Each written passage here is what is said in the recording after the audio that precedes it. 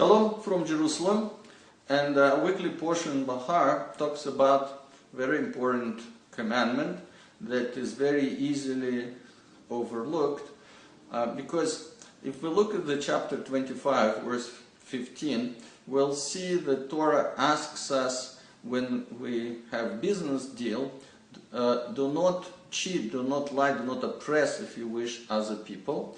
And on two verses later, in the verse 17, the same word tanu is used, and again talks about do not oppress people. So our Rabbi is asking, well, since the first one talks about business deals, what are we talking about here? And the answer that here we're talking not oppress people, not insult people with words. So there is a commandment that not insult people with words. And you know, sometimes people who don't know Torah very well, they say, well, there's so many prohibitions. It's forbidden to do this, forbidden to do that. And from our previous videos, we've seen that that's not so. There are many very important ideas, spiritual ideas in Torah, very important psychological principle in Torah. But this time, yes, there are going to be a lot of, it's prohibited, it's not allowed, and I'm very proud of that, really, because I really like this particular mitzvah. We're not allowed to hurt people with words. And when Torah talks about not allowing to hurt people with words, Torah says that we're not allowed to speak negatively about people's intellect. So any kind of words, you're stupid, idiot, all kinds of words that insult people's intellects is totally forbidden. And by the way, another prohibition also here, that even if a person did actually something stupid, we're not allowed to attack his essence, because there's a difference between making a mistake, doing something wrong, and words that indicate that essence of the person is wrong. So there are two prohibitions right here.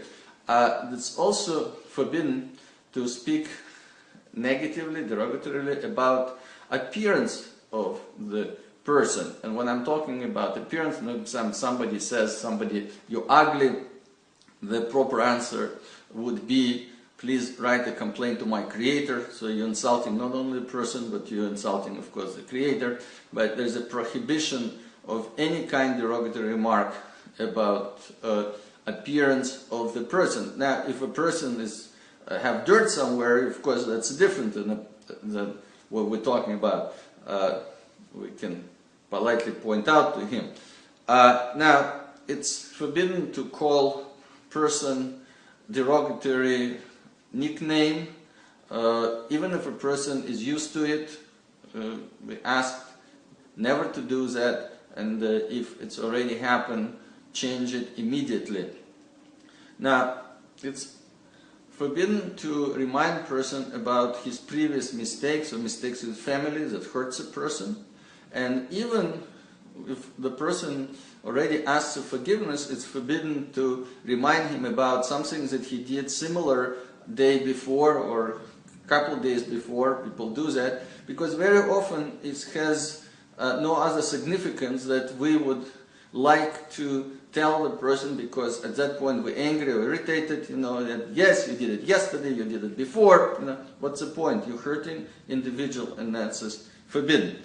Now, it's also forbidden to insult person on the aspect of joke. Sometimes people say something, and the way we say it, or the way a person say it, it can be cynical, or tone of voice, or what the person say, and then they say, yeah, it was a joke. And what, you don't have a sense of humor? Now you already insulted person twice, and you broke this commandment twice. First you hurt him with this so-called joke, and then you tell him that he doesn't have a sense of humor. Of course, this is totally forbidden. Now, we should be sensitive and not create expectation. There is a law that says that if we really don't want to buy an item, we are forbidden to ask the price of this item. Now, again, if you want to buy it and you just, checking different prices in different stores, that's different. If you theoretically might buy this item, it's okay. But if you for sure know that you're not going to buy it, don't ask person unless you specifically say, I am 100% not buying that, but tell me the price. Why? Because remember, we're creating expectations, and when we create expectations, then we're going to hurt other person. If we know we're not going to buy it, don't do it.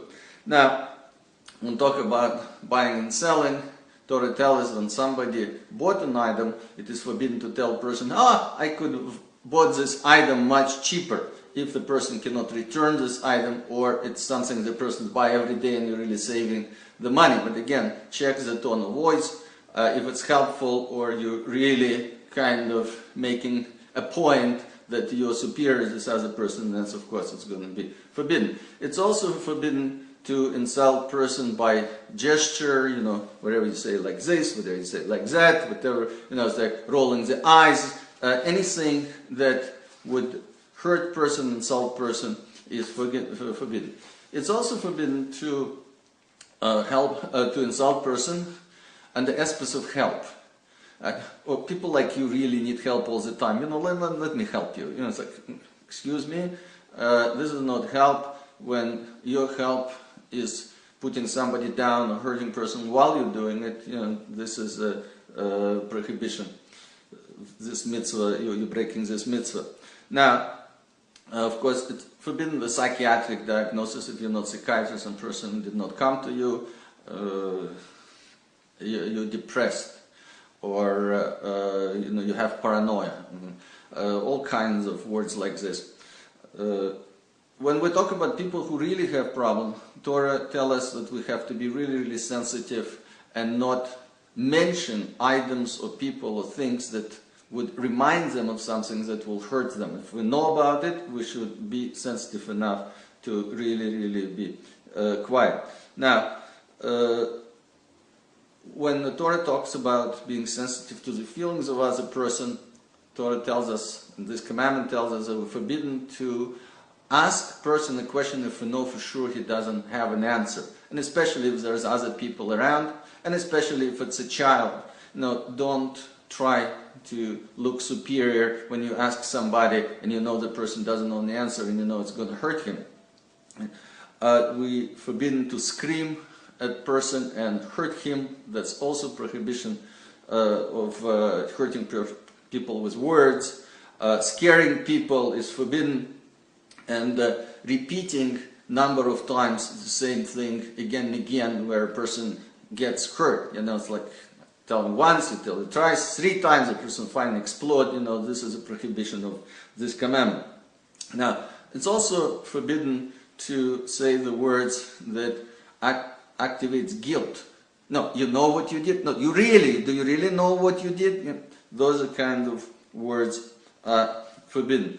And swearing at people, it's also forbidden. I'm not going to give you examples. Comparing person to another person and saying, look at him and who are you, and especially it's done sometimes with kids. Not healthy. Person hurt and hates other person, that's another thing, but it's hurting people with words. Cynicism is about all kinds of pessimistic remarks that have absolutely no use. People just express themselves this way, Silence that create pain in a person is also prohibited under the same commandments. Now, Torah tells us that husband especially has to be sensitive to his wife, because women are more sensitive, and generally that's a principle. If you know the person is more sensitive, you're not allowed to say, well, the person is too sensitive, it's his problem, let me teach him how to be less sensitive. It's not your responsibility, you're just breaking the commandments.